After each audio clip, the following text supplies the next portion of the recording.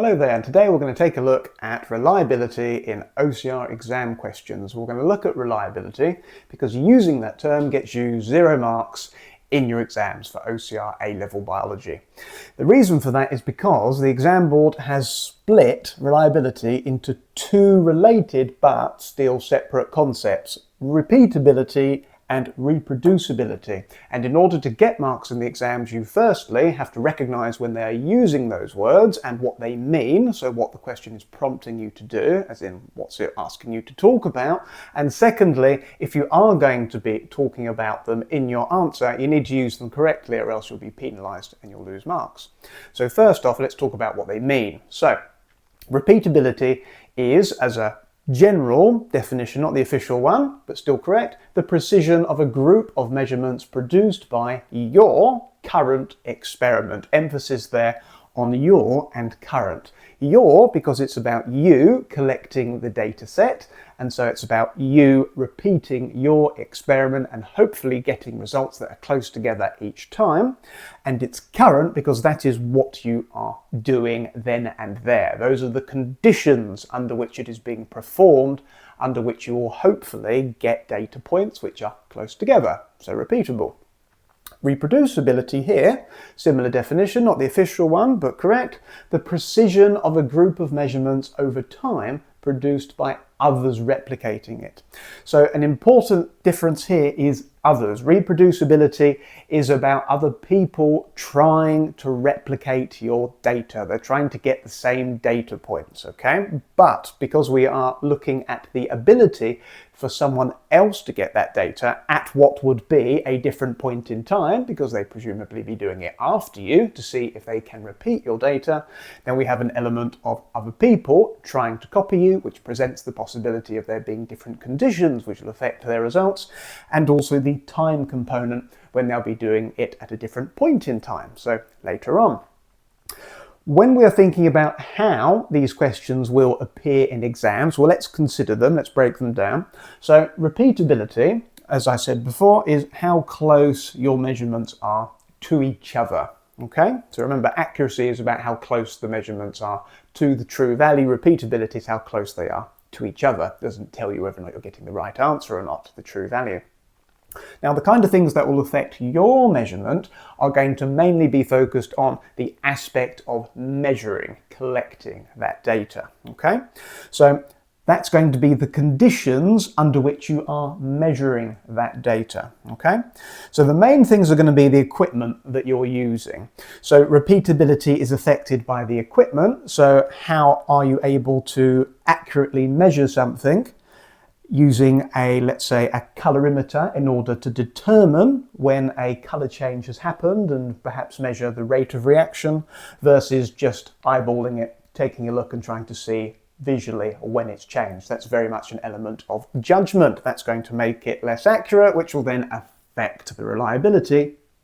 Sorry, not reliability, the repeatability of your results, because they're not going to be close together then if you keep on changing when you think the color change has happened. Timescale is important. Are you conducting the experiment over the same length of time?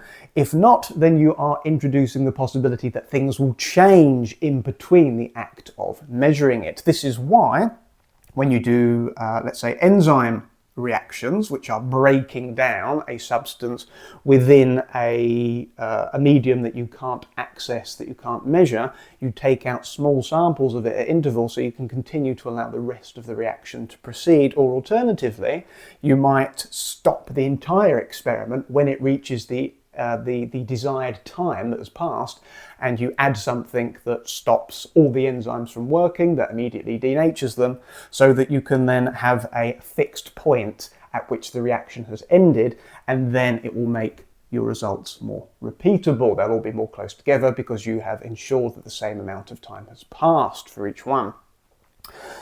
People is also an important component of this. One, because as we've mentioned before, you have the element of judgment. If there is an element of judgment in the measurement, then that's going to cause your measurements to vary in how close they are, which again affects the repeatability, but also the characteristics of what those people are going to be like, and there's an element here of if we're thinking about human subject trials.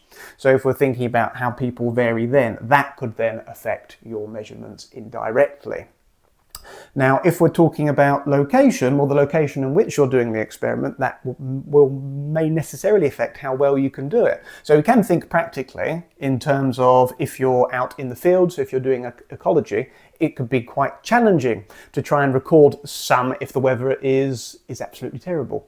And if the weather is terrible, it's going to affect how you're going to measure your results, which will then affect how close they are, which will then affect the repeatability.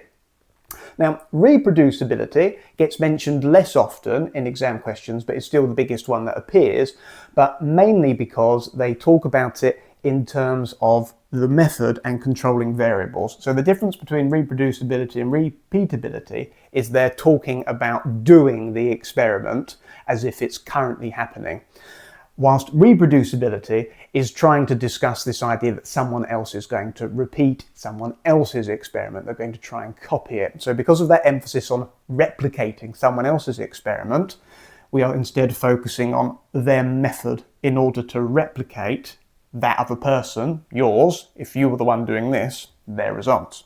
So because we're trying to replicate their method, the main focus is going to be on how good the method is going to be, how clear are the instructions. So mainly we talk about controlled variables here, which seems odd because you'd think that, as we are typically taught, controlled variables feeds into this idea of ensuring all the conditions are the same.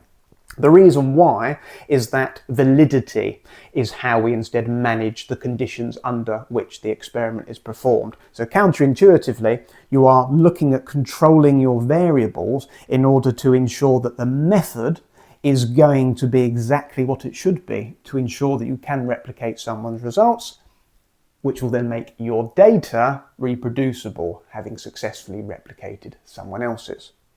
So the main things to focus on when you're looking at the exam questions, these terms pop up or the contexts pop up, is firstly, if they're talking about how close the results are together and the things which may affect that or the things you could do to improve it, then we're talking about repeatability, and you talk about the conditions under which the experiment was performed in order to collect those measurements with a particular focus on equipment or the technique in order to achieve that.